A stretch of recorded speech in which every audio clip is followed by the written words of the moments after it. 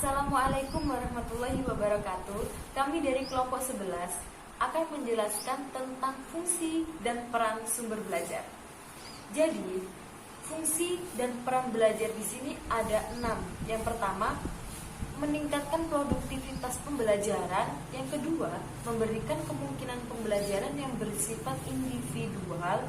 Dan yang ketiga, memberikan dasar yang lebih ilmiah terhadap pembelajaran. Yang keempat, lebih memantapkan pembelajaran. Yang kelima, memungkinkan belajar secara seketika. Dan yang keenam, memungkinkan pembelajaran yang lebih luas dan menyajikan informasi yang mampu menembus batas geografis. Dari keenam tersebut, itu adalah fungsi dan peran belajar. Selanjutnya, peran sumber belajar dalam pembelajaran. Peran sumber belajar dalam pembelajaran di sini ada 3. Yang pertama, peran sumber belajar dalam pembelajaran individu. Yang kedua, peran sumber belajar dalam pembelajaran klasikal. Yang ketiga, peran sumber belajar dalam pembelajaran kelompok. Di sini saya akan menjelaskan tentang peran sumber belajar dalam pembelajaran individual. Jadi, peran sumber belajar dalam pembelajaran individual ini adalah pola komunikasi dalam belajar individual sangat dipengaruhi oleh peranan sumber belajar yang dimanfaatkan dalam proses belajar. Titik berat pembelajaran ini kepada peserta didik sendiri. Guru berperan sebagai fasilitator, sehingga peran sumber belajar itu sangat penting. Sumber belajar ini alangkah baiknya itu dirancang berdasarkan beberapa prinsip. Yang pertama, yakni dialog, drama, diskusi yang menarik. Yang kedua, persuasif dan bukan menggurui. Yang ketiga, pemilihan sumber belajar yang tepat. Dan yang keempat, bentuk penyajiannya pun harus singkat, padat, dan jelas. Kali ini kita akan membahas poin kedua dalam peranan belajar dalam belajar klasikal. Di mana belajar klasikal ini pola komunikasi menggunakan komunikasi secara langsung antara peserta didik dengan guru. Jadi guru menjadi penentu atau pola belajar ini sangat dipengaruhi oleh kualitas guru karena guru merupakan sumber utama, sehingga sumber belajar lain seolah tidak ada peranannya sama sekali karena frekuensi belajar sangat didominasi oleh interaksi antara peserta didik dengan guru. Yang selanjutnya yaitu peranan sumber belajar dalam belajar kelompok, di mana dalam belajar kelompok ini pola komunikasi secara umum bisa dibagi menjadi 2, namun bisa kita gunakan dalam beberapa metode. Yang pertama yaitu control discussion dalam bahasa Inggrisnya, yang bisa kita artikan diskusi yang dikontrol oleh guru.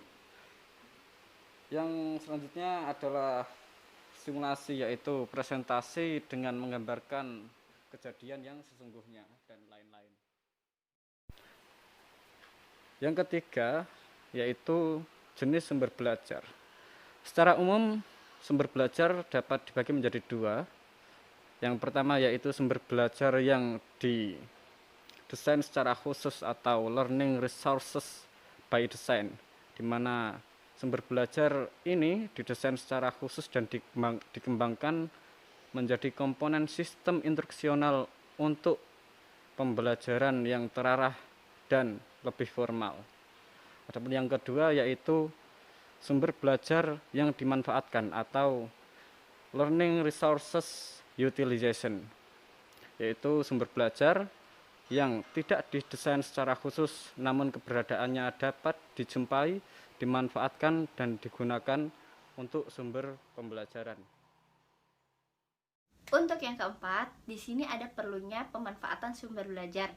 Yang pertama, sumber belajar mencakup apa saja yang dapat digunakan untuk membantu tiap orang untuk belajar dan menampilkan kompetensinya.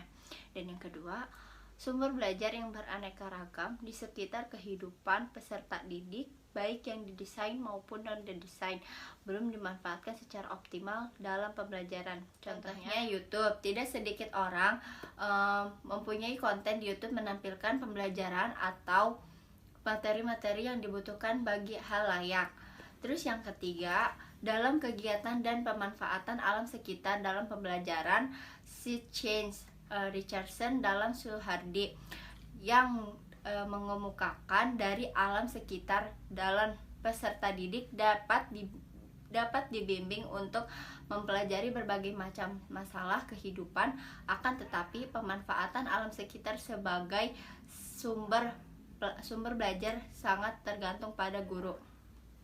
Dan yang keempat, dalam pemanfaatan sumber belajar, guru mempunyai tanggung jawab membantu peserta didik belajar agar belajar lebih mudah, lebih lancar, lebih terarah. Oleh sebab itu, guru dituntut untuk memiliki kemampuan khusus yang berhubungan dengan pemanfaatan sumber belajar. Untuk selanjutnya, ada kriteria pemilihan sumber belajar.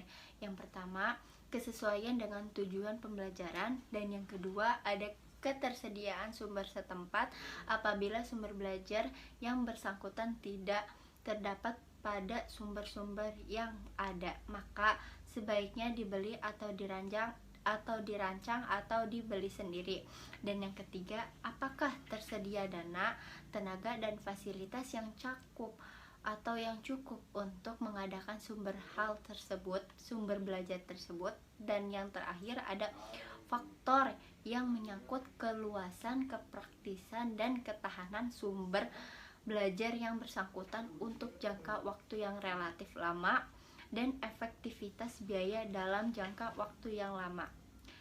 Dan untuk yang terakhir, ada dari uraian di atas ditarik bahwa langkah-langkah pemilihan sumber belajar dengan menentukan, yaitu ada rumusan tujuan pembelajaran yang akan dicapai dengan penggunaan sumber belajar secara jelas, dan ada isi pesan yang diperlukan untuk mencapai tujuan, dan ada pencarian bahan pembelajaran yang memuat isi pesan, dan ada apakah perlu menggunakan sumber belajar orang seperti dosen, pakar atau ilmuwan, atau tokoh masyarakat, tokoh agama, dan pustakawan, dan sebagainya. Dan ada apakah perlu menggunakan peralatan untuk mentransmisikan isi pesan, dan pilihan peralatan yang sesuai dengan kebutuhan untuk mentransmisikan isi pesan.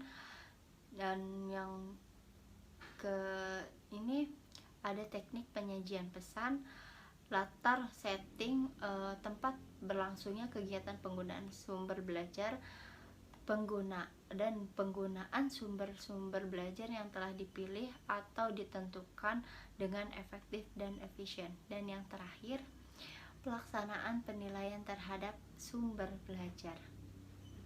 Itulah pemaparan materi dari kelompok 11. Semoga bermanfaat dan semoga bisa diingat oleh orang lain. Wassalamualaikum warahmatullahi wabarakatuh.